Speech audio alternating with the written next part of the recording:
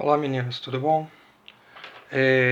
Vou fazer uma pequena retomada aqui de forças resultantes, porque eu percebi que na hora de corrigir os exercícios, muitos de vocês tiveram dificuldades em visualizar a força resultante entre cargas elétricas, ou seja, a força elétrica resultante entre duas cargas elétricas, tá?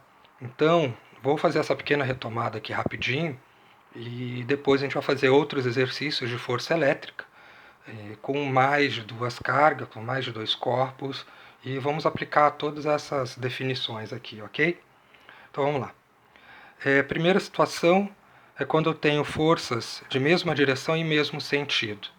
Nesse caso aqui eu tenho duas forças horizontais, de sentido da esquerda para a direita.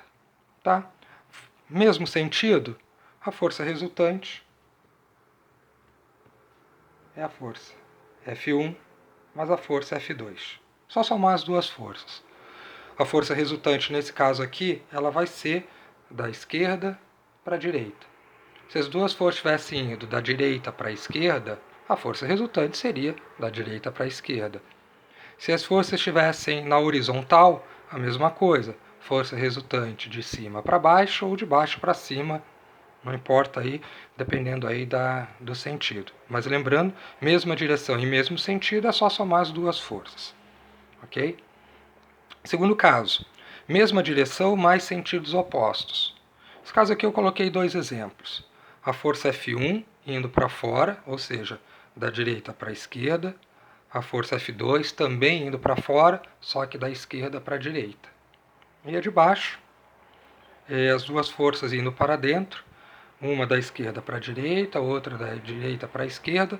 A força resultante agora nesses sentidos opostos vai ser o módulo da diferença das forças. Então, é só subtrair as duas forças e colocar a resposta em módulo, tá? Então, forças de sentidos opostos, mesma direção, mas sentidos opostos, é só subtrair e colocar em módulo a resposta, tá? Então, força resultante. Mas para que lado vai? Vai para o lado do mais forte, ou seja, vai para o lado do maior, tá? Então, aqui ela pode, se F1 for maior, vai para o lado esquerdo. Se F2 for maior, vai para o lado direito. E aqui a mesma coisa. Terceiro caso, forças perpendiculares. Aqui eu tenho duas forças sendo aplicadas num corpo, tá?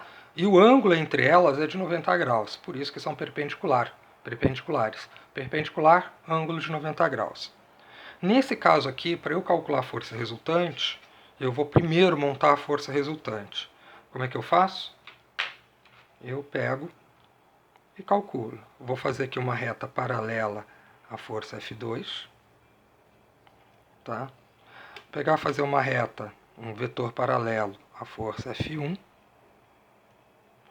e a junção, o encontro dessas duas retinhas é onde está a nossa força resultante. Então venho aqui está a força resultante. Eu não sei se vocês perceberam, mas quando eu desenhei aqui a força paralela F1 ou F2, tanto faz, eu tenho um triângulo. Ok? E esse triângulo, pelo fato das forças serem perpendiculares, esse triângulo aqui é retângulo.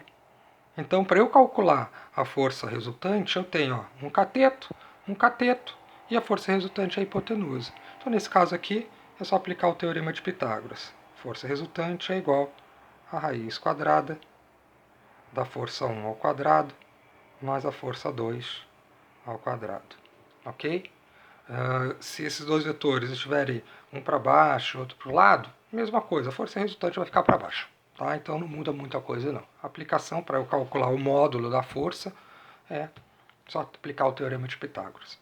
E o último caso são quando as forças são oblíquas. Então aqui eu tenho duas forças, tá? Aplicadas no mesmo corpo, e um ângulo qualquer aqui entre elas, tá? Bom, nesse caso aqui, para eu fazer a força resultante, a mesma coisa.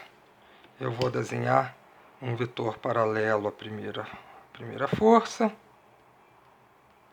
Vou desenhar um vetor paralelo à segunda força.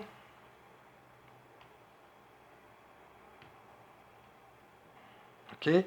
O encontro dessas retas paralelas é onde está localizado o nosso vetor resultante, a nossa força resultante.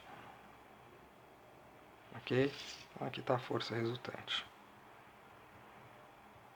Nesse caso, para eu calcular essa força resultante, quando eu desenhei a figura, eu desenhei um paralelogramo, porque os lados aqui são paralelos. E eu tenho um triângulo aqui cujo ângulo é maior, tá? Não é igual a 90 graus, ele pode ser menor a 90 graus ou pode ser maior que 90 graus, mas tem que estar entre 0 e 180. Não pode ser 0, não pode ser 90 e não pode ser 180, porque senão vai cair nos casos anteriores, tá? Então, nesse caso aqui, a força resultante eu vou calcular pela lei de cosseno. Então, força resultante ao quadrado é igual a força 1 ao quadrado mais força 2 ao quadrado mais 2 vezes a força 1 vezes a força 2 vezes o cosseno do ângulo entre os vetores, tá? Eu posso escrever dessa maneira ou posso escrever também dessa maneira aqui. Raiz quadrada f1 ao quadrado mais f2 ao quadrado mais 2 vezes f1 vezes f2 cosseno de θ. Ok? Cosseno do ângulo. Só tem que reparar uma coisa. Lá na matemática, na trigonometria, a lei de cosseno, o sinal aqui é negativo. Mas quando eu trabalho com vetores, a lei de cosseno para cálculo de força resultante é sempre aqui positivo. Então eu não posso esquecer disso, tá? Então, depois eu vou fazer um exemplo, dois exemplos, tá? Nesses dois casos aqui, tem esse exercício no livro, eu vou fazer para vocês e eu vou postar novamente, ok? Um abraço e bom estudo. Tchau!